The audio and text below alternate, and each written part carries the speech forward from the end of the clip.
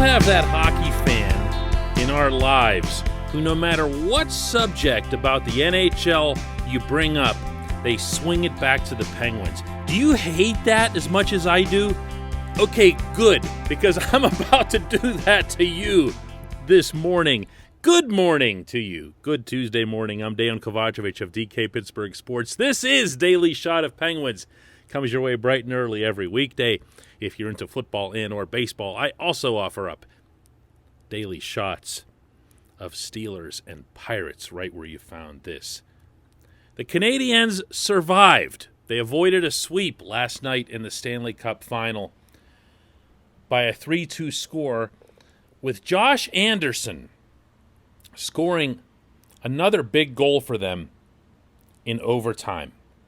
He's been terrific, way beyond what his goal total of 4 for the playoffs would suggest. He's been a big presence, and not just in a physical way, but in terms of being on the puck. And the goal that he scored last night, the simplest way to describe it is he overwhelmed the Lightning. He gained the Tampa zone coming up the left side, used brute force to maintain control of the puck, tried to get a shot off. It didn't work out. He goes behind the net. He passes it in front. Not much happens there, but he picks up the rebound himself and slams it home. It was like watching a right-handed Kevin Stevens. That's what this was. And again, I don't want to lose my mind here over this. Artie was a 50-goal scorer when he was with the Penguins. This guy is not that. But it was that type of play. And it's that type of player, to be that guy, that the Penguins could really, really use. I know, pipe dream, hope and pray that the Flames are dumb enough to give up Matthew Tkachuk, grossly overpay to bring him to Pittsburgh and whatever else here. It's not something that's likely. If the Penguins are going to get anything remotely resembling a power forward type for the coming season, it's going to be because Anthony Angelo has some kind of epiphany over the summer and realizes that he has to be mean, or at least a little meaner, to make that kind of impact in the NHL. He's got to be a lot more determined. But getting one from the outside, no, probably not. Because if you think about it, let's see. Count the number of Anderson types that you can off the top of your head, just around the NHL. What do you got? Maybe 10, 12, like total? The game's changed. The game's changed. But you know what's funny? When sports change, any of them, the pendulum eventually finds a way to swing back. When the Penguins went all small and fast and skilled and everything else and won in 2016 and 2017, they were the pendulum kind of swinging away from the big bad Kings and Blackhawks from earlier in the decade.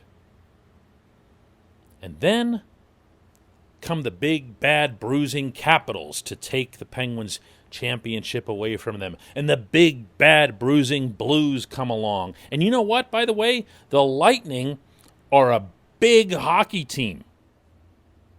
The fact that they've got a whole ton of skill shouldn't take away from that. They don't have a whole lot of little guys on that roster, certainly not on the back end. So size is a must. I believe at this point the pendulum has swung, but it hasn't swung long enough ago for the talent pool to match what everybody wants. And that's where all GMs, not just Ron Hextall, all of them are in kind of a bad spot, because what you had for a while was a lot of GMs saying, man, how did the Penguins get Jake Gensel in what round? How did Ray Shero do that?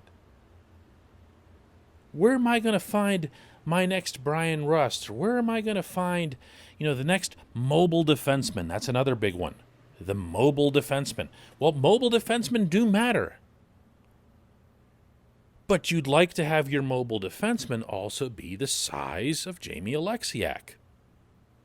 And that's just not easy to find.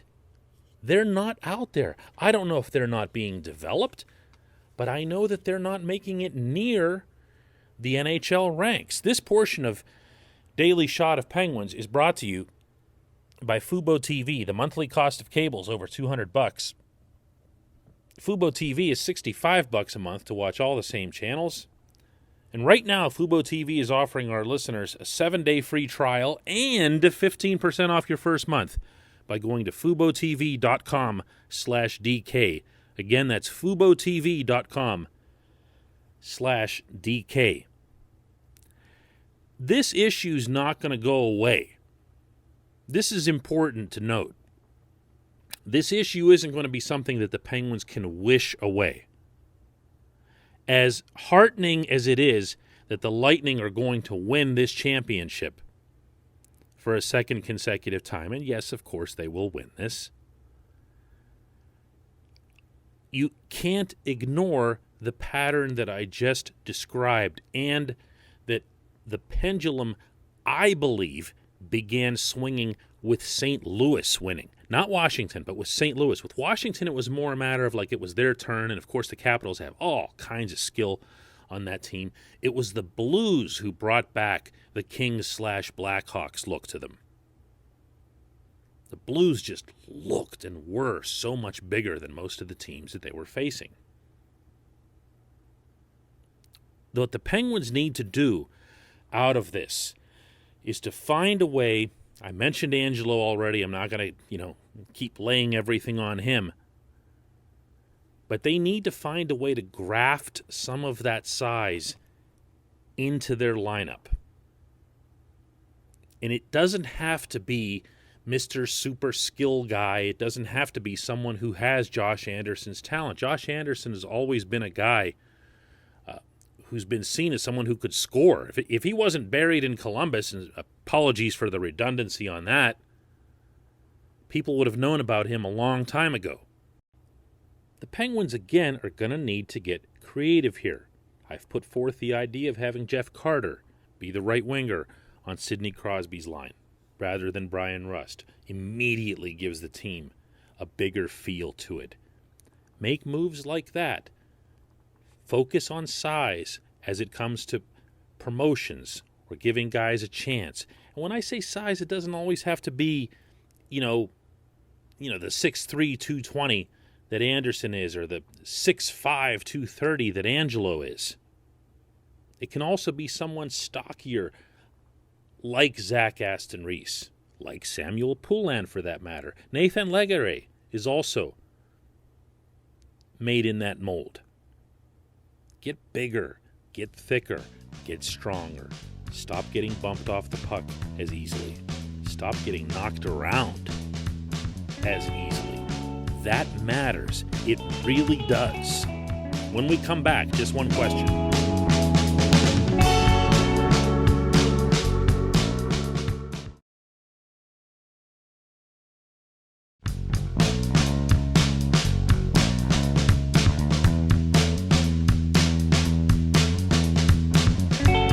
Back. It's time for Just One Question, and that's always brought to you on this program by our friends at the Greater Pittsburgh Community Food Bank, where they have rebranded, recommitted to how they serve those in need across Western Pennsylvania. Check out their website, pittsburghfoodbank.org. You'll see a video there, about a minute and a half long. It's terrific, sums everything up. Oh, and while you're there, feel free to help. pittsburghfoodbank.org. Question comes from FFY, who asks, is a defenseman like Derek Forbort a legitimate option to beef the team up and replace Cody Ceci? No. I really hope not. And take that from someone who's appreciated Forbort's work with the Winnipeg Jets. He was a steady player, nothing super flashy or anything like that, but you're not beefing the team up by replacing Ceci. Ceci did a lot of things well for the Penguins, and one of them was being physical. Now, I know whenever we hear the word physical, especially in Pittsburgh, we're automatically thinking of Darius Kasparaitis or Ulf Samuelsson or whatever, and big open ice hits aren't the thing anymore in hockey. It's all about puck possession, making sure that when you do go for a hit, there's a possession-fueled intent to it. It's not just hitting for the sake of hitting. Ceci's really, really good at it. Ceci was a really, really good player for the Penguins this past season. If Ron Hextall is smart, and I believe that he is, Ceci will continue to be a good player for the Penguins for years to come. This is not someone you let walk away. And it's definitely, not being mean here, but it's definitely not someone you let walk away for a 29-year-old guy like Forbort, who's, really a bit part of an underwhelming defense in general in Winnipeg. I am surprised that more Penguins fans don't seem to be rallying, at least not vocally, behind the re-signing of Ceci. This is an important player. I don't believe you can just let this guy walk away. This was a nice acquisition by Jim Rutherford, low cost, and he came in with unfairly low expectations because everyone in Ottawa thought he was supposed to be some kind of superstar because he was a first-round pick. In Toronto, everyone's supposed to be a superstar. He got chased out of there as well. He comes to Pittsburgh, and he fits right in. And I say that in the best possible way. He fit in with the culture, with the locker room. He was a winning player. But again, he also brought some of that element of toughness that I don't know that the Penguins defense corps has enough of. If you let him leave, meaning Ceci, you're only going to have to work that much harder to replace that. And that's not a trade-off that I'm willing to make if I'm Hextall. I'm on the phone with that guy and or his agent every day between now and when people can hit the open market, because someone will snap him up if he's allowed to go out there. Good question. Thanks for that. Thanks to everybody for listening to Daily Shot of Penguins. We'll do another one of these tomorrow.